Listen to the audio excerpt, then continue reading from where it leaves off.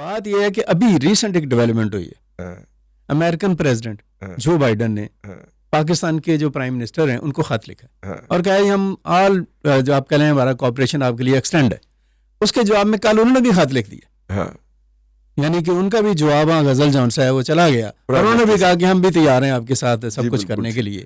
یہ جو معاملہ ہے یہ بھی ایک ہوپ کی بات ہے, ایک اچھی بات ہے کہ ایک سپر پاور ہے جو پاکستان کے ساتھ اب وہ انگیج ہونا چاہ رہا ہے. پہلے بھی انگیج ہے, بہت ساری جگہوں پہ انگیج ہے, مزید اس کی انگیجمنٹ بڑھے گی. لیکن ہمارے لیے مسئلہ یہ ہے کہ جو ہماری جغرافیائی صورتحال ہے, جو ہمارے سرحدی معاملات ہیں, جو ہمارے پڑوسی ممالک ہیں اور جو ہمارے دوست ممالک ہیں اور جو امریکہ کے ساتھ ہمارا تعلق ہے, وہ بھی ایک آزمائش کا ایک بنیاد بن جاتی ہے.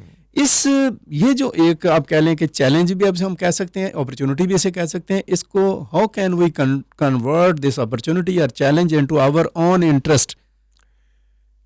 یہ نہ تو سوری میں آپ سے تھوڑا سا یہاں سے اختلاف کروں گا, نہ تو یہ اپرچونٹی ہے نہ یہ تھریٹ ہے, چیلنج ہے. یہ ایک روٹین کی بات ہے.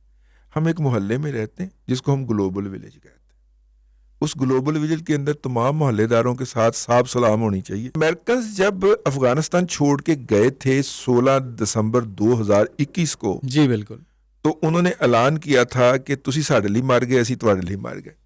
امریکہ اس خطے سے جا رہا ہے اور ہم نے جا کے تو اب فاتحہ پڑھ کے جا رہے ہیں. ٹھیک ہے, اگرچہ اگر آپ کو یاد ہو تو اس وقت بائیڈن کی سٹیٹمنٹ آئی تھی کہ ہم نظر رکھیں گے اور جب بھی ضروری ہوا تو ہم آ کے یہاں پہ اپنے مفادات کی تکمیل کے لیے ہٹ کریں گے.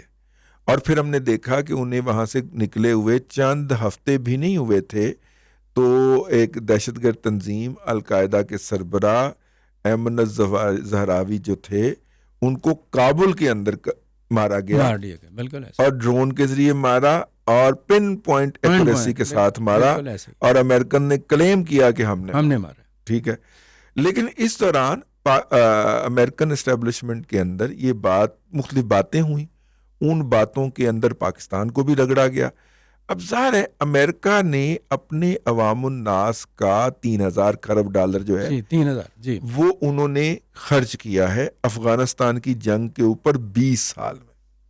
اور یہ اندازہ بھی لگانے کے لیے انہیں یونیورسٹی کے طلباء کی خدمات حاصل کرنا پڑی کہ آ کے دسو ساڑھا خرچہ کتنا ہے. تو پھر مختلف کھاتوں میں سے انہوں نے کر کے کہا کہ جی آپ کا ہمارا اتنا خرچہ ہوا ہے. اب اس خرچے کے عوض انہوں نے اپنی قوم کو کیا بتایا کہ جی ہم امریکہ کے اندر افغانستان کے اندر دہشت گردی ختم کرنے گئے.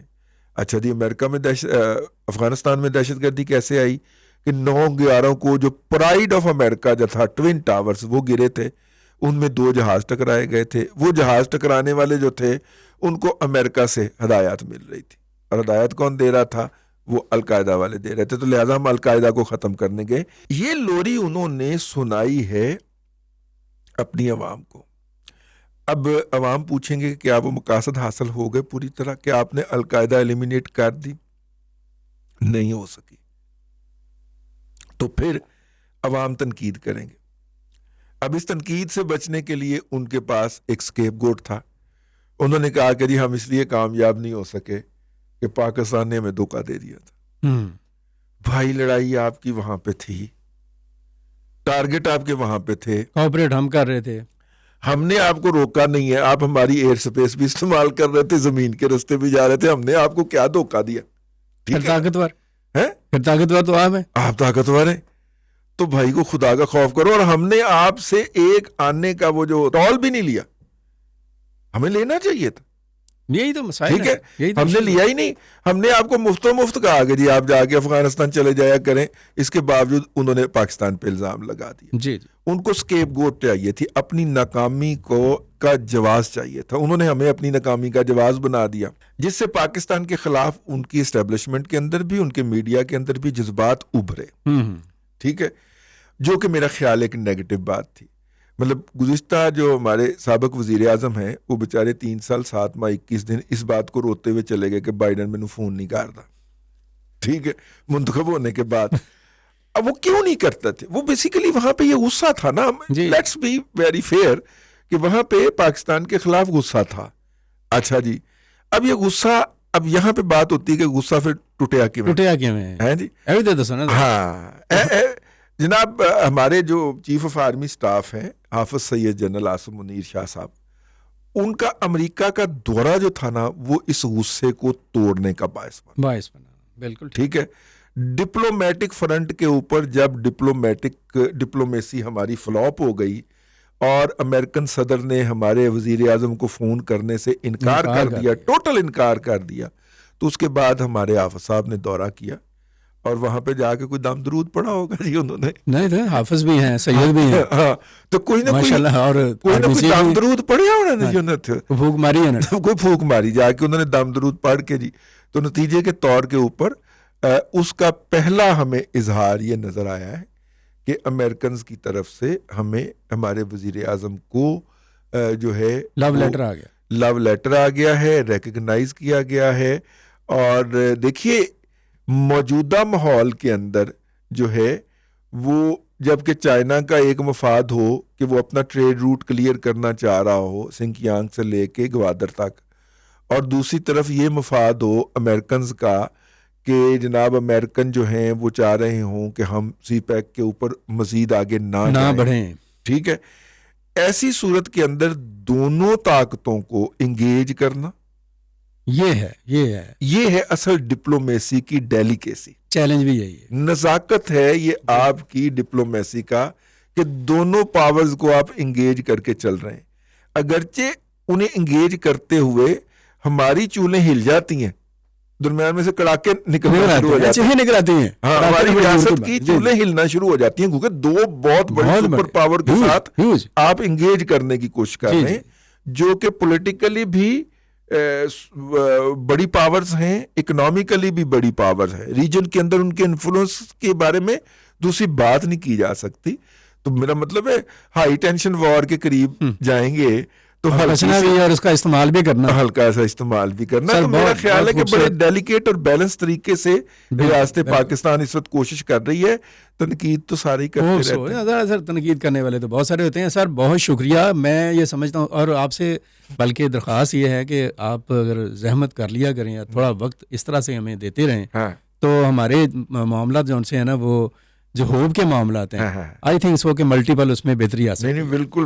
اور یہ تھے ہمارے ساتھ آج رضوان رضی صاحب.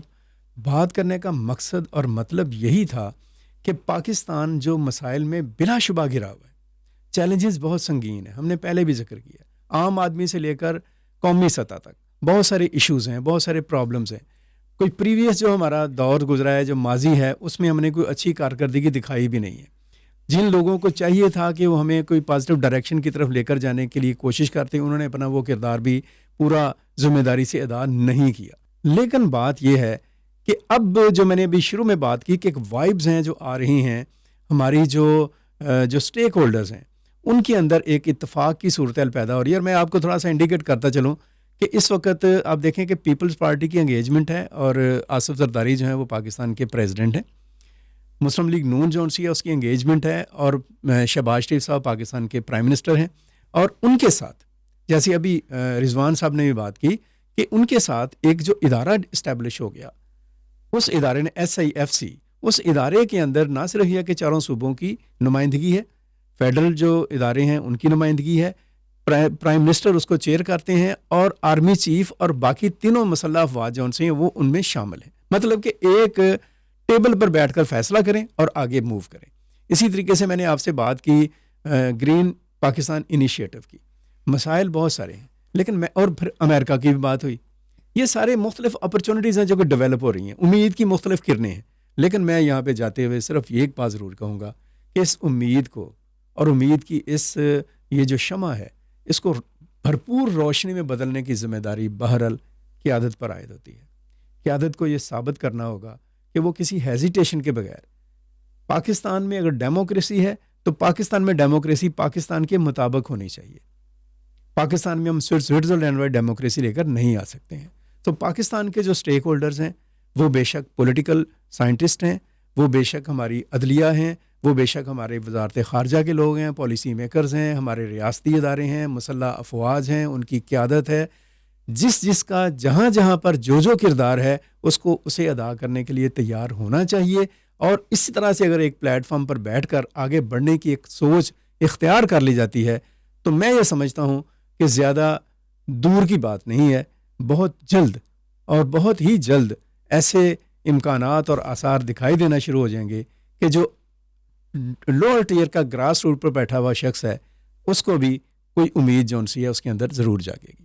ہم اس پروگرام کو کنٹینیو کریں گے، اس پر مزید گفتگو ہوگی، ہم اس کے مختلف جو پاکستان کے جو ایشوز ہیں ان کو انفولڈ کرتے رہیں گے، بات ہوتی رہے گی۔ ابھی تک کے لیے اتنا ہی، جاتے ہوئے صرف اتنا کہنا ہے کہ مایوس بالکل بھی نہیں ہونا، امید کو ساتھ رکھنا ہے، رب کے ساتھ اپنی ڈوری کو مضبوطی سے باندھنا ہے، لیکن اس ڈوری کو اس طرح سے باندھیں کہ کچھ ہم نے خود بھی کرنا ہے۔ مجھے دیجیے اجازت، اللہ حافظ، پاکستان پائندہ باد۔